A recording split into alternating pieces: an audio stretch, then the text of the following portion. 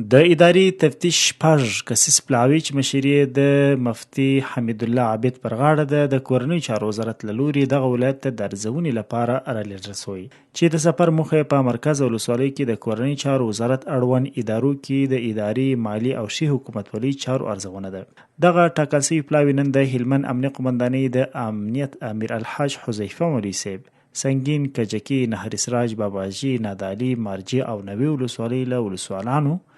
امنیه قومندانانو، د قطعې خاص د قومندان او د لشکرګاه د هوایي میدان له استازي سره د خپلو خبرو پر مهال وویل چې دا ارزونه به د ادارو د لا ښه تنظیم، چټک خدمت، شفافیت او حساب ورکونې د کچې لوړوالي لپاره ترسره شي. زیاته کړه چې غواړي د ادارو دننه موجوده ستونزې وڅېړي او د هغوی د حل لپاره لازم ګامونه پورته کړي. د هلمند ولایت مقام ویان مولوي محمد قاسم ریاض وایي هلمند والي د یاد پلاوي هرکلی وکړ او د هغوی سفر اغیزمن وباله. ویل چې دا ډول ارزونې د حکومتولۍ د کیفیت لوړوالي، شفافیت او عامه باور د زیاتوالي لپاره خورا مهمې دي. هلمند والي ژمنه وکړه چې ولایت مقام به له یاد پلاوي سره هر اړخیزه همکاري وکړي ترڅو د ټولو ولسوالیو څخه پر وخت او زمان لیدنه وکړي.